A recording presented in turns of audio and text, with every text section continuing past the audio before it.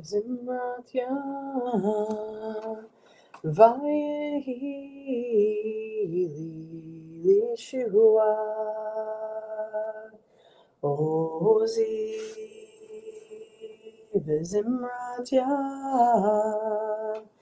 Vayehi Lishua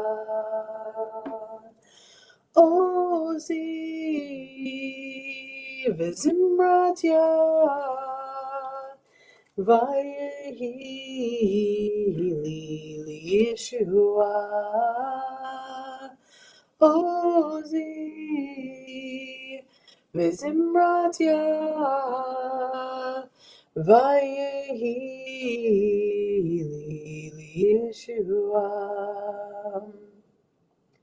Ozi Vizimratya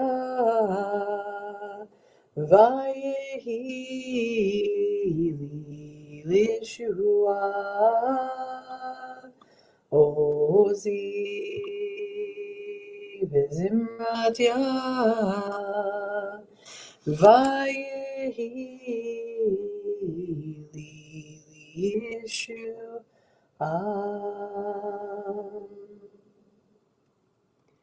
Boker Tov, good morning. Let's say Boker or the light of day is surely here, at least in the northeast. This morning is gorgeous. It is not a scorcher. It is a light breeze, a blue sky. There's no clouds in the sky. And it's truly beautiful. We were already outside with the kids this morning, and there was a breeze, and nobody was sweating, and no one was complaining, and it was a start to the morning.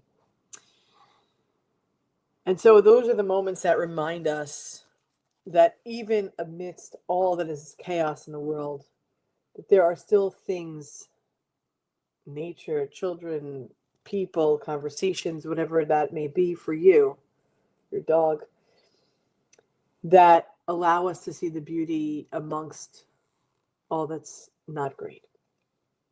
So Friday, once more, a little further teaching about this week's Parsha, Shlach Lecha. We witness the power of fear. And so, obviously different than in today's times than it was in Torah time, but very much there's parallels, certainly. As we say, history repeats itself, or we need to do our job so that history doesn't repeat itself, that we have to make a commitment to not erasing the past, but eradicating it from the future. And so, in this week's Parsha, scouts brought reports of calamity. And so what it was is that there was a viewing, a looking, a scouting, essentially, where spies were sent forward to assess, to look at, to see what it was going to be. Moses sent the spies out, one person, one man, of course, one person from each of the 12 tribes, to see what the land of Canaan was going to be, or Canaan, as some people say. And so as they returned, each of the 10, of the 12 scouts speak of their own doubts, their own fears, with no regard for what those words spoken would do to the people around. How could that potentially impact the people? It's like, you shield others from not the truth, but you got to make sure that you survey the crowd before you open your mouth, right? Who is listening? Who is hearing? Who's going to understand the full context of what it is? But 10 of the 12 scouts didn't care. They just came and opened their mouths. They said that the land did flow with milk and honey, but did report that the military of the other is unconquerable. There is just no way. And so the people started to freak out. They're panicking. Of course they're panicking. You just sent a report that said, like, there's no way that we can be there.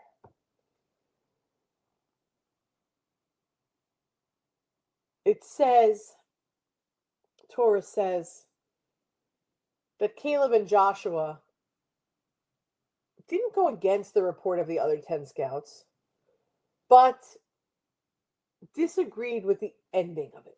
They disagreed with the conclusion, and rather than saying there's no way we can do this, they call the men to action. To say you can't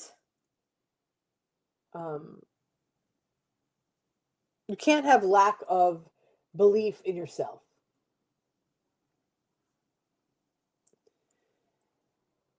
Torah says we cannot attack the people, for it is stronger than we. The men are of great size, like they're giants, and we look like grasshoppers to ourselves. So what do we look like to them? In that text, it says it all. It's putting your own self down, rather than to say, hold on a second. There are ways for us to do things even when we are the smaller. Our history as Jews tells it. There's so many times in our history. We were the smaller, but we were the mightier. How can you say we looked like grasshoppers to ourselves? Well, if you say you look like a grasshopper, well, then everybody else is going to see you as that or less. Rather, we need to look like more to ourselves. I think that something to learn from is when we see ourselves as too small or too weak, too fragile, as our ancestors did, kind of smothers, truncates, invalidates, pushes us down, deflates the ability for us to ever know our true strength or potential. There will always be times where we want to shy away from the challenge.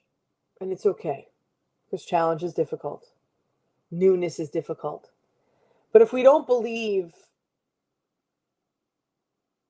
the initial, I'm too small, I can't, I'm not good enough, and rather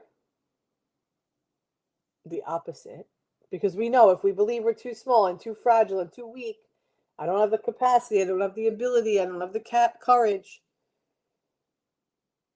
then in truth, we can't assume or think or strive towards anything that is an attainable or an out of reach dream or hope for ourselves.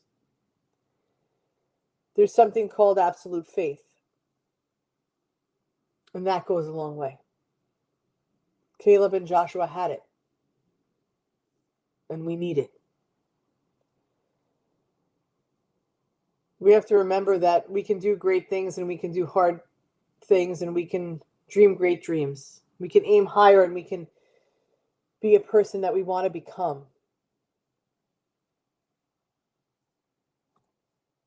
We know it. Because just as those scouts brought reports of calamity, and just as fear spread through the community, seized by fright, our ancestors became incapable of seeing anything that would challenge the reality of fear insisted upon. As we know too well these days, it's difficult to break the stranglehold of dread. Fear is contagious, and it's like a virus, it's like a disease. It strengthens itself. unfortunately, in these moments, in these times, we have so many reasons to be afraid. However, the fear is not the opposite of hope. How do we develop the capacity, the ability to acknowledge fear and not let it become all there is? Jewish wisdom, and there's always wisdom, right? Jewish wisdom teaches us to do mitzvot, to do commandments, to do goodness in the world and in our own lives, to engage in activities and actions that bring connection, giving thanks and listening well and offering help, seeking guidance and engaging with ritual, speaking words of blessing and acting with kindness and generosity. When we take part in these actions, we shift our perspective. We bring ourselves into relationship. And when we're in relationship, we loosen the grip of fear. For the sake of all life, we must engage in acts of connection.